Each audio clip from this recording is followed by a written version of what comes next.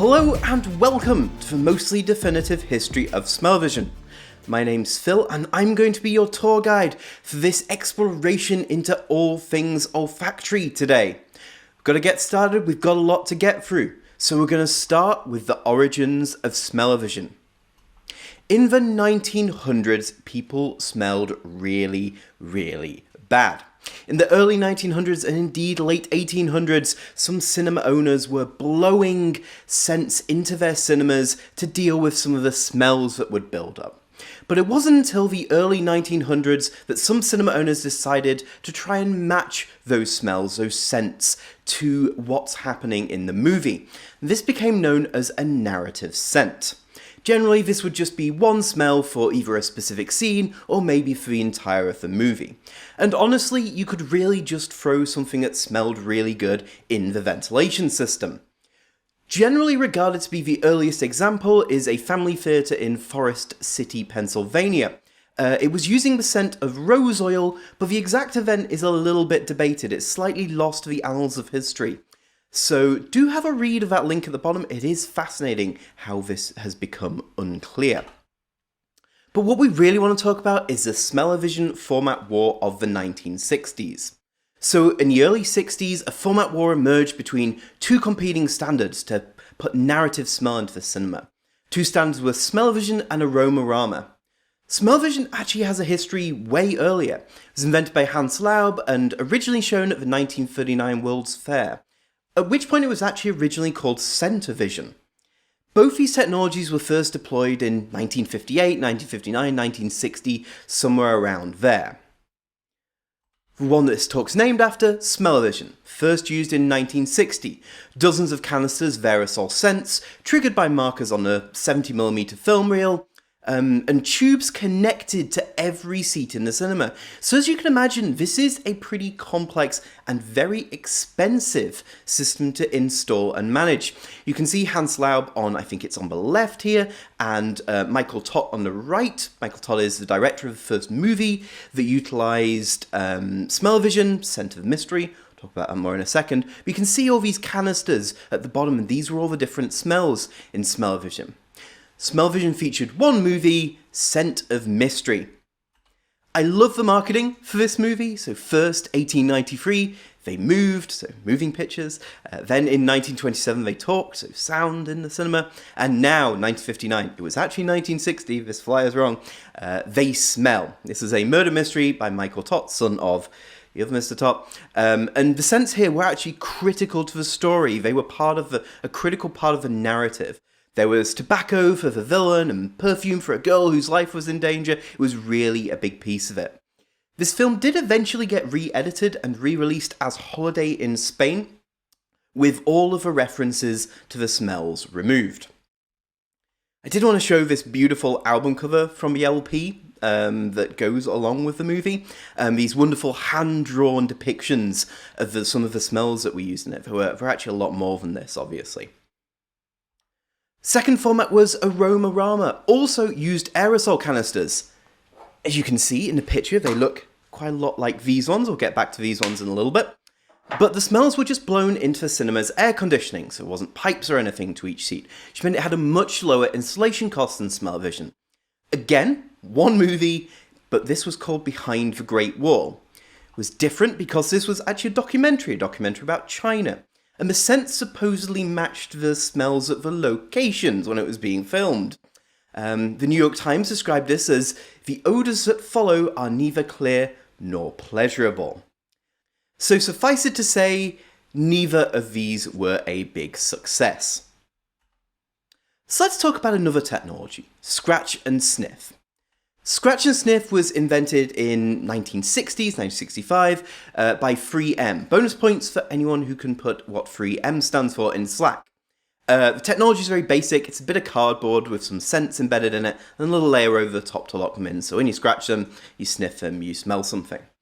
In the early 1980s, the movie Polyester paired scratch and sniff cards with movie experience.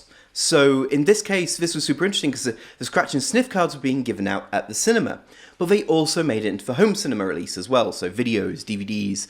I don't think there was ever a Blu-ray of Polyester, not that I could find anyway. But this continued for a long time. Scratch and sniff cards were paired with movies and TV shows all the way into the modern day. So the most recent example is the 2011 movie Spy Kids 4. Let's talk about Polyester though. John Walters' comedy starring Divine, and Smell is part of the narrative, but isn't critical to the narrative. You can still really understand what's going on. 10 fascinating scents in this movie, including things such as model airplane glue, new car smell, air freshener, flowers/shoes, a skunk, and pizza. Pizza, honestly one of the worst smells I've ever smelled in my life. By the way, Polyester claims to be a better movie than Airplane. I strongly disagree. Here's a quick look at the scratch and sniff cards. Originally on the left we have the version that was actually in movie theatres. This is a signed one that someone managed to get hold of. But yes, the left hand side is the original one. And on the right hand side we have one from my personal collection of scratch and sniff movies from the DVD release. This card is about 25 years old, somewhere in that region. Here's a couple of other scratch and sniff cards. The one on the top left here is my first memory of scratch and sniff, 1995 BBC Children in Need special with Noel Edmonds for Noel's House Party and Mr. Blobby. If you don't know who Mr. Blobby is, give it a Google. You're in for a good laugh. Bottom left was a Rugrats movie that had a scratch and sniff card. Top right, Nickelodeon did some episodes of Cow and Chicken, scratch and sniff. And on the bottom right, from my personal collection again, Spy Kids 4. You might have figured out where I'm going with this at this point, but if not, we're gonna play Name That Smell. So, I took 2 terrible movies from my personal scratch and sniff collection and found 3 very forgiving and generous colleagues in the London office, and we scratched the cards, sniffed, and then we watched the scene. So this is a blind test. So the 2 movies, unsurprisingly, are Polyester and Spy Kids 4. Genuinely both terrible movies. Okay, let's see how my good friends from the London office got on. Thank you so much. That's a beautiful card. I'm gonna pick number 9. So I'm out of the blue, I'm trying to guess what number 9 is. Does it smell? It's like it's some sort of perfume, like roses. Oh, it's actually peppery. It's kind of tough. I have no idea what this is. It does smell like some sort of cleaning product. Done broke down. Here's a present for you, daughter dear. Something for your nose. This will make you feel all That makes sense. better. Oh dear, that does not make sense. Well, thank God they picked the roses. Yeah. It's like, yeah, okay. I mean, yeah, roses / cleaning product, but it's still better than the shoes, I suppose. Okay, so that was kind of hit and miss, or actually it was pretty terrible. So why do we even care about any of this? Why am I talking about smell-o-vision at all? Well, the olfactory sense actually hits differently. So the sense of smell is really linked to your subconscious. So it's linked to memory and emotion much stronger than it is to most other senses. This means that when you use it subtly, scent can trigger this subconscious emotional response without the viewer even realizing what's going on. You can absolutely use smells meaningfully in video, but you need to use them sparingly, once or twice in an event. And don't make it part of a narrative, it should be subconscious to the viewer. You can use it at a climax point where other things are happening to distract from the fact that you're also triggering this emotional and memory response from smell. And this goes way beyond the cinema as well, into the theatre.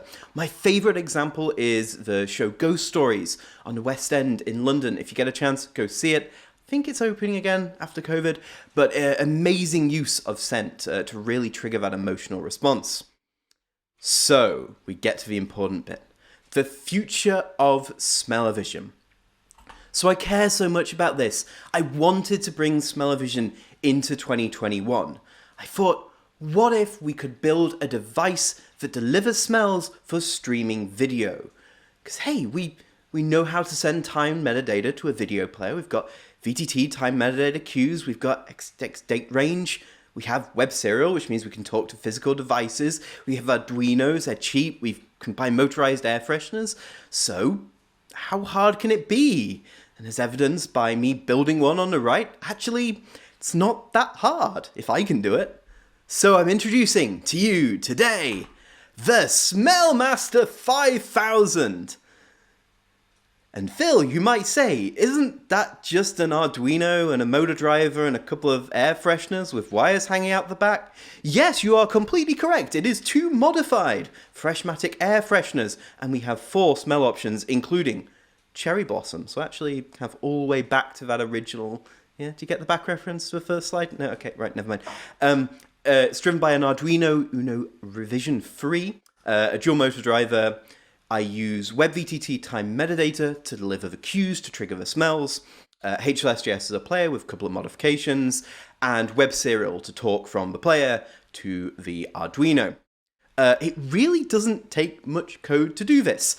I have one call that during kind of the initialization phase, actually it's when you hit play, it goes through the text tracks, looks for one marked as Smell-O-Vision, sets a mode to hidden, which means that the cues still trigger in JavaScript, but they're not rendered to the actual viewer. I parse a payload of that cue as JSON, and then just talk down the web serial to my Arduino. Web serial code, again, it's really short. You kind of open the port, and that's kind of it, and then you just send some data down it. It's really not that complex. There's like 50, 60 lines of code here. Then, of course, you need a little bit of code running on your Arduino. Again, really simple. These things don't have anything really fancy in them. It's just a 1.5 volt motor. When you turn it on, you move the spray head all the way up to the top. It's exactly how it works in the actual device, as far as I can tell. You move it up all the way to the top for a second, and then you turn it off again, and then you just kind of push it down for half a second and lift it up for half a second. That's it. And this supports 2 motor drivers, so I built 2 devices to work with it. Then we have a very simple WebVTT file, which just has a JSON payload called sent blue goo. But does it work, you ask? Can I see a demo? Of course you can see a demo. It's pretty simple. We connect to the SMELLMASTER 5000, and then we just hit play.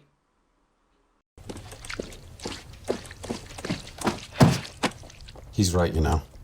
I mean, the show is called Spy Hunter. At some point, I should actually catch a spy. He thinks I'm a complete loser. That's not what he meant. They just want to spend more time with you. What does that smell? Oh, did the baby spit up on you again? In breaking news, Something like that. our worst fears have been confirmed. And there you have it. It smells terrible in here now. Or not. Actually, it smells like crisp linen and lilac, which is what the air freshener smells like. And that is pretty much it. I think I'm probably over time. You can run this on your own laptop if you happen to have your own SMELLMASTER 5000. If not, it just makes a JavaScript alert, obviously. At smellmaster5000.demuxed.com, all the code's open source, github.com/demuxed/smellmaster5000. And in that repo, you can also find all the notes from this talk and the slides as well, and a couple of outtakes from us doing some scratch and sniff. Do read the great journal publication on kind of OLFACTORY sense and a bit more detail on the history of smell-o-vision. Absolutely fantastic. I will smell you later. I used that joke again. Have a great Demuxed, everyone.